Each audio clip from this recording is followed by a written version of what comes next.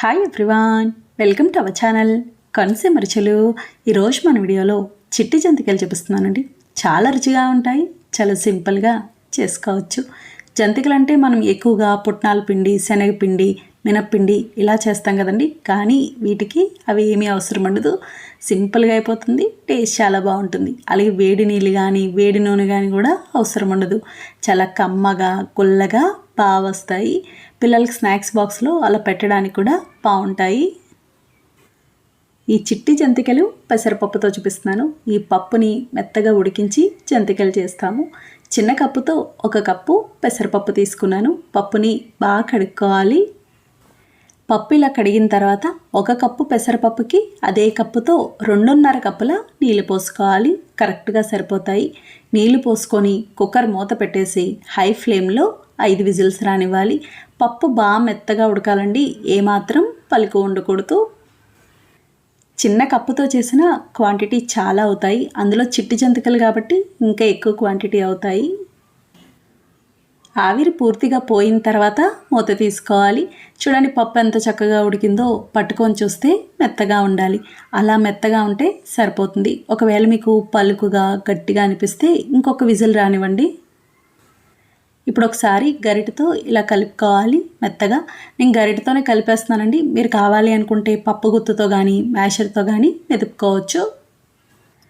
చూడండి మొత్తం అంతా ఇలా కలుపుకున్నాం కదా, వెన్నపూసలా ఉన్నట్టు ఉంటుంది. ఇప్పుడు ఇది బేసిన్లోకి తీసుకోవాలి. ఇప్పుడు ఇందులో 1 కప్పు పెసరపప్పుకి అదే కప్పుతో 4 కప్పుల బియ్యపిండి వేసుకోవాలి. కరెక్ట్గా సరిపోతుంది. ఇది పొడి బియ్యపిండి అండి. పిండి వంటలకి ఎప్పుడైనా సరే పొడి బియ్య పిండి తీసుకోవాలి.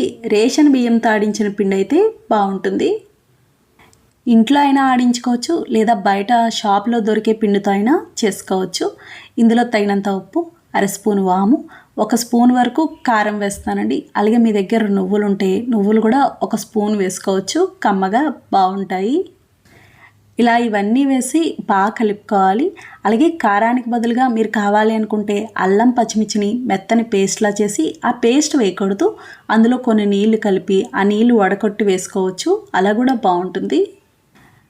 చూడండి మొత్తం అంతా ఇలా ఉండలు లేకుండా కలుపుకున్నాం కదా. ఇలా కలుపుకున్నాక తగినన్ని నీళ్లు పోసి మెత్తగా కలుపుకోవాలి. నీళ్ళు ఒకేసారి ఎక్కువ వేసుకోకూడదు, కొన్ని వేసి కలుపుకోవాలి. అంటే లూజ్ అవ్వకుండా చూసుకోవాలి. ఏ జంతికలకైనా సరే పిండి ఎంత మెత్తగా ఆడించుకున్నా, మనం ఆడించుకున్నదైనా కొనుక్కున్నదైనా ఒకసారి జల్లించుకొని మళ్ళీ మీరు పిండి కలుపుకోవాలి. అలా చేస్తే జంతికలు గట్టిగా లేకుండా గుల్లగా బాగా వస్తాయి. చూడండి పిండి ఇలా బాగా కలుపుకున్నాం కదా, ఈ విధంగా ఉండాలి. ఇంత మెత్తగా ఉండాలి, ఇంతకన్నా లూజ్గా ఉండకూడదు, ఇంతకన్నా గట్టిగా ఉండకూడదు. ఇప్పుడు జంతికలు ఒత్తుకోవడానికి జంతికలు గొట్టం తీసుకొని కొంచెం నూనె రాసుకోవాలి. ఒకసారి రాస్తే సరిపోతుంది, ప్రతిసారి అవసరం ఉండదు. ఈ చిట్టి జంతికలకి స్టార్ ప్లేట్ పెట్టుకున్నానండి, లేదా మీరు 3 చిల్లులు ఉన్న ప్లేట్ అయినా పెట్టుకోవచ్చు. దేంతో అయినా చిట్టి జంతికలు వేసుకోవచ్చు. జంతికల గొట్టంలో పిండి పెట్టుకున్నాక మిగతా పిండి ఉంది కదండి, ఆ పిండి పైన మూత పెట్టేసి ఉంచుకోవాలి, ఆరకుండా ఉంటుంది. ఇప్పుడు ఒక ప్లేట్ కానీ కంచం కానీ తీసుకొని ఇలా పెట్టుకోవాలి. ఈ విధంగా ఒత్తుకోవాలి. చిట్టి జంతికలు కాబట్టి ఇలా చిన్నగా చుడుతున్నాము, లేదా మీరు పెద్దగా అయినా చుట్టుకోవచ్చు. 3 చిల్లులు ప్లేట్ పెట్టుకొని పెద్ద జంతికల్లా చుట్టుకోవచ్చు, మామూలు జంతికల్లా ఉంటాయి. అలాగే ఇదే పిండితో ఆకు పకోడీ చేసుకోవచ్చు. ఆకు పకోడీ ప్లేట్ ఉంటుంది కదండి, అది పెట్టుకుంటే సరిపోతుంది.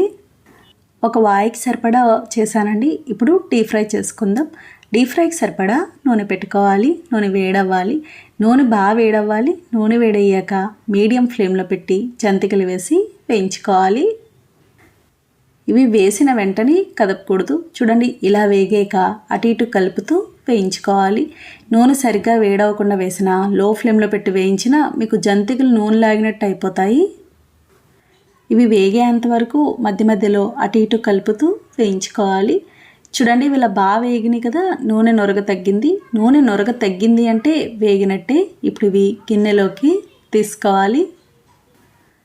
సరిగ్గా వేగకుండా తీసారనుకోండి జంతికలు మధ్యలో మెత్తగా ఉన్నట్టుంటాయి, క్రిస్పీగా ఉండవు. అందుకే నూనె నూరుగా పూర్తిగా తగ్గేంత వరకు వేయించుకోవాలి. ఇదే విధంగా అన్ని జంతికలు వేయించుకోవాలి. మంట మీడియం ఫ్లేమ్లో ఉంటే సరిపోతుందండి, తగ్గించాల్సిన అవసరం ఉండదు. చూడండి ఇవి కూడా ఇలా వేగినాయి కదా, ఇంతేనండి చిట్టి జంతికలు తయారైనాయి.